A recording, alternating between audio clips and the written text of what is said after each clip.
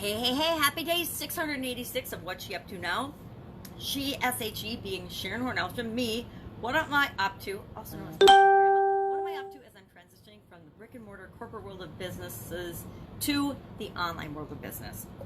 I was attracted to the online world of business a couple of years ago and decided I wanted to replicate the success I've had in the offline world in corporate American and businesses. I've been in 27 different industries, which is kind of mind-boggling, right? And had phenomenal success offline, and I've watched and been really curious about the online world, and I thought, can't be that hard. I'm going to do it. I'm going to do something online, and I'm going to do it until I duplicate the success that I had in my life offline. Now, it's day 686, so obviously I haven't figured it all out yet, right? But I've been documenting the journey, and that's the purpose of this little segment, this podcast or video. If you happen to be seeing my awesome hairdo on video today, wrapped up in my cozy robe and my blankie. It's cold. I don't know why, but I'm actually chilly today. Probably getting a cold because I haven't been hacking and coughing enough the last couple of days.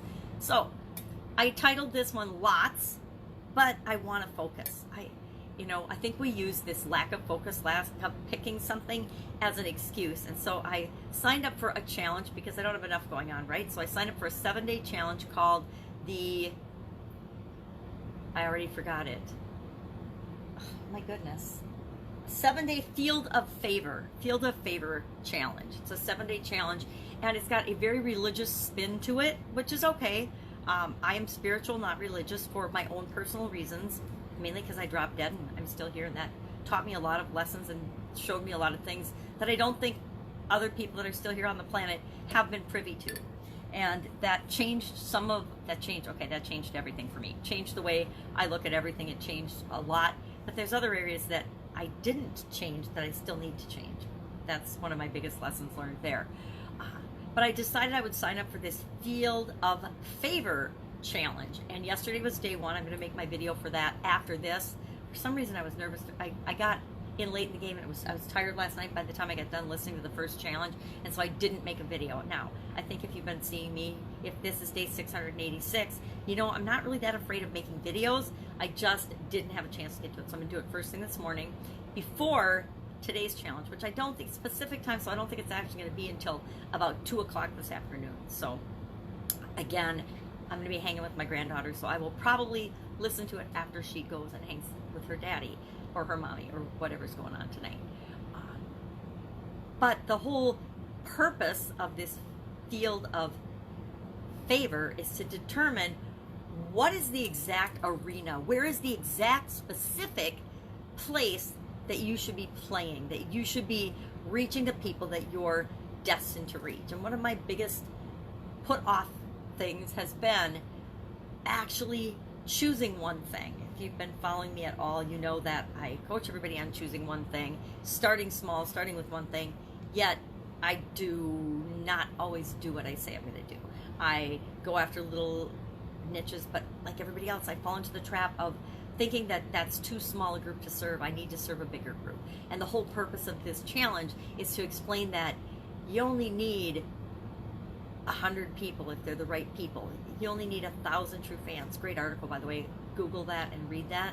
You only need 1,000 true fans, true believers, true people that love, trust, follow, and listen to you to make millions of dollars. And if millions of dollars are the thing you want to make. But the only way we impact people is if we start small and we impact the people that we're here to impact. And so I'm really excited to participate in this challenge and see if I can't finally commit to and focus on that little small group of people that I really am here to serve. Because I know that I'm here to serve a group of people I've just flim-flammed around and not chosen. And I know that I haven't chosen out of fear. I'm sure we're going to talk about objections and fear today, because that's always the next thing, right? It's what does this mean to you, and why do you want it? Why do you need to figure this out? So the what and the why are always your first two questions, right? I mean, I teach this too. And it's following the same format as all my challenges, because I told you, challenges all follow the same format, which we are day 80 today on my 90-day challenge, the BP challenge for me this time, a health or lifestyle or business challenge for the other people that are participating. But for me, it's about lowering my blood pressure. And we're to the systemization and automation section. So for the next 7 days or so, we'll talk about processes, because processes are how you make something a system and then automate that system. You have to first define the process before and create a system out of it. You have to test it and practice it and improve it. And then once it's working and getting you the result consistently that you want, only then will you automate it. And then after you automate it, you may or may not decide to delegate that or offload that from your personal responsibility. So we'll talk about whose responsibility is it. Who is the that should actually be doing the process that you automated? Because I am very good at, was very good at in my offline life of creating processes and systems and then deciding, and the reason I created the process and the system was so that I didn't have to do it and I didn't have to do everything myself. So I would help to define and create and improve and perfect the system. Once we got the system down to the point where we could continuously improve it, then we would automate that. After it was automated to the extent it could be automated, then we would talk about, okay, who's the best person to do this? Who does this really belong to? And then we would, that's how I offloaded, 90% of my personal responsibility of my work. Now, I still kept a percentage of things. I kept my finger in the pie of the things that were critical and important for me as the leader and the driver of my organizations to pay attention to and to be cognizant of and to lead and be the visionary for. But I let go of all the other things that could be done better by other people because they were definitely not my genius zone, or even things that I liked to do. I could be very good and proficient at them, but a lot of them I hated doing. And so I was perfectly happy to, systematize, automate, and then delegate those things. And that's what we're talking about for this last segment of the 90-day challenge. Because again, this is the whole process over and over and over again, so that by the time people get through one of my 90-day challenges, they absolutely positively understand and know, and it's automatic for them how to handle challenges and obstacles that pop up in their life. That's my underlying driver and purpose. So, the 90-day challenge, we've got the holidays coming up. Yikes! We've got this new 7-day challenge that I'm doing.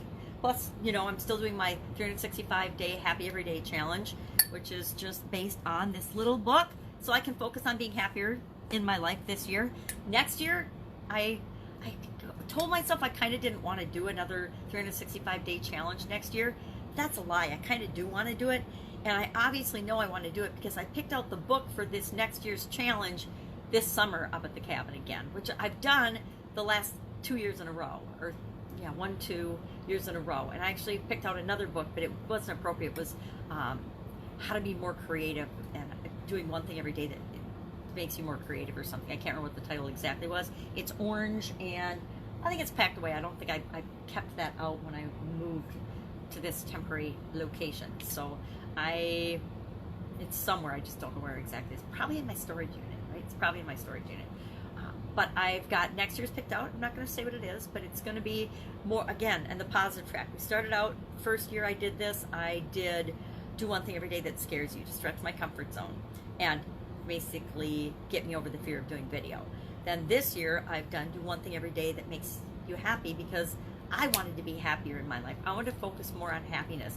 It's so natural and so, oh my God, overwhelming in the world these days and in our environment. All of the negative messages, all of the negative people, all of the negative situations around us.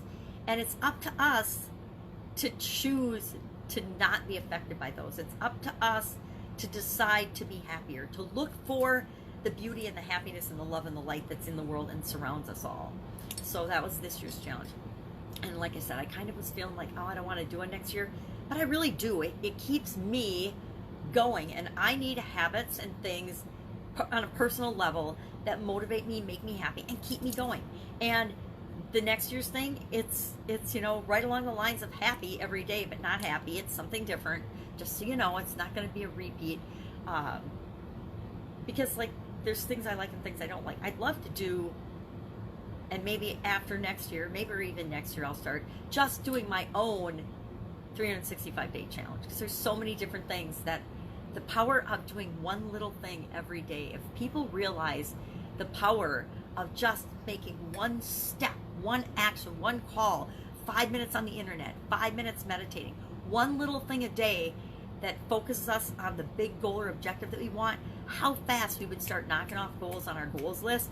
They would value that time and prioritize that time above all else. That would be your sacred 5 minutes or half hour every day where nobody could take that away from you. Nobody could interrupt that.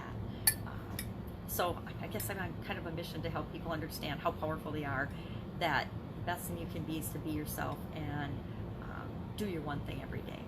So plenty of things going on for me this time of year, and that's why I think I was attracted to the Field of Favor challenge, because in 7 days they guarantee that we are going to figure out our field of favor. And the first step of serving other people is figuring out who are the people that you want to serve. Just again, it's the want thing. Want, why do you want it? And then everything else falls into place. I think after teaching it for decades, and specifically online for a couple of years, that I would actually 100% be doing it. But isn't it interesting that all of us still fall into the do as I say, not 100% as I do realm?